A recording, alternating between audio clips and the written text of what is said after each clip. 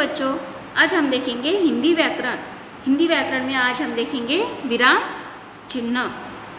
ठीक है, विराम चिन्ह का उपयोग कहाँ पे, क्यों और किस लिए किया जाता है, ये आज हम इस पाठ में देखेंगे। देखते हैं विराम चिन्ह क्या कहते हैं। विराम का अर्थ है रुकना। कोई भी भाषा बोलते समय अपनी बात को स्पष्ट करने के लिए हम बीच बीच में रुकते हैं, है ना। लिखते समय इसे दर्शाने के लिए हम कुछ चिन्हों का प्रयोग करते हैं, फिर इन्हीं चिन्हों को हम बोलते हैं विराम चिन्ह। जैसे हम कुछ बोलते हैं, जब हम बोलते बोलते ऐसे कंटिन्यू तो नहीं बोलते ना, हम थोड़ा बीच में थोड़ा सा 1 सेकंड, एक आधा सेकंड हम थोड़ा सा रुकते हैं ना। लिखते समय, अभी लिखते समय हम ऐसे ही डायरेक्ट लिख जाते हैं क्या, ऐसे कैसे भी नहीं लिखते। लेकिन जब हम लिखते हैं, जब हम बोलते हैं तब कुछ स्पष्ट करने के लिए हम बीच बीच में रुकते हैं थोड़ा सा। लिखते समय भी हम कुछ दर्शाने के लिए रुकते हैं और उसी चिन्हों को हम क्या बोलते हैं, मतलब जिसमें वो चिन्ह का प्रयोग किया जाता है, उन चिन्हों को हम बोलते हैं विराम चिन्ह। अभी विराम चिन्ह कौन से देखते हैं और वो कहाँ पे और कैसे उसका उपयोग किया जाता है। फिर कुछ प्रमुख विराम चिन्ह निम्नलिखित है। जैसे कि 1 नंबर का है पूर्ण विराम।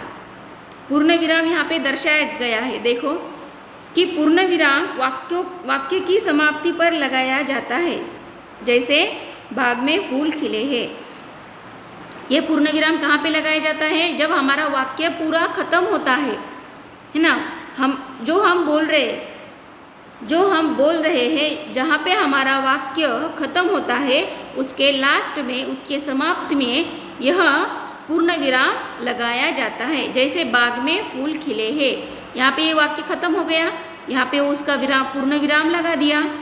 ठीक है, फिर पूर्ण विराम कहाँ पे लगाते हैं कि जब हम बोलते हैं, जब हमारा वाक्य जहाँ पे समाप्त होता है वहाँ पे हम विराम चिन्ह का, पूर्ण विराम का उपयोग करते हैं लास्ट में।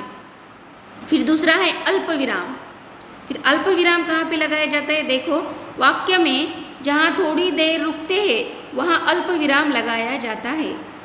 वाक्य में जहाँ थोड़ी देर रुकते हैं वहाँ पे हम क्या लगाते हैं, कौन सा अल्प विराम लगाया जाता है। जैसे आज मेरे घर रीता, मीनू और चीनू आएंगे। देखो आज वो क्या बोल रहा है, यहाँ पे वाक्य क्या दिया है, आज मेरे घर रीता के बाद में अल्प विराम आया है। देखो रेड इसमें दिख रहा है आपको। ये क्या बताया है यहाँ पे कि आज मेरे घर रीता, मीनू और चीनू आएंगे। अभी रीता के बाद में ये अल्प विराम दिया है, वहाँ पे एक थोड़ी देर हम क्या करते हैं, रुकते हैं। ऐसे बोलते हैं क्या, आज मेरे घर रीता, मीनू और चीनू आएंगे, ऐसे बोलेंगे क्या, हम नहीं बोलते। फिर जब हम वाक्य बोलते हैं तब थोड़ी देर तक जहाँ पे रुकते हैं वहाँ पे हम अल्प विराम देते हैं और वहाँ पे अल्प विराम लगाया जाता है। जैसे आज मेरे घर रीता, मीनू और चीनू आएंगे। ठीक है, फिर अल्प विराम यहाँ पे लगाया जाता है। दूसरा है प्रश्नवाचक चिन्ह। प्रश्नवाचक चिन्ह मतलब क्या, कि जिस वाक्य में प्रश्न पूछा जाए उसके अंत में इसे लगाया जाता है। जहाँ पे हमने किसी को प्रश्न पूछा, कोई सवाल पूछा, तो सवाल पूछने के बाद लास्ट में जो विराम चिन्ह लगाया जाता है उसे हम प्रश्नवाचक चिन्ह ऐसे बोलते हैं। जैसे कि तुम क्या कर रहे हो, लास्ट में हो के बाद में लास्ट में यहाँ पे लगाया गया है विराम चिन्ह, कौन सा है, प्रश्नवाचक चिन्ह। ठीक है, फिर जो भी हम किसी को प्रश्न पूछते हैं,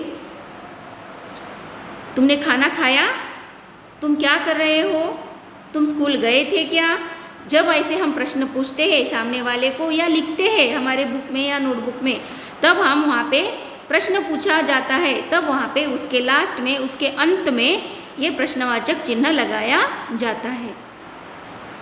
बाद में है विस्मयादि बोधक। फिर यहाँ पे विस्मयादि बोधक कहाँ पे लगाया जाता है, देखो प्रसन्नता, दुख, आश्चर्य, भय आदि भाव को प्रकट करने वाले वाक्यों में इसका प्रयोग किया जाता है।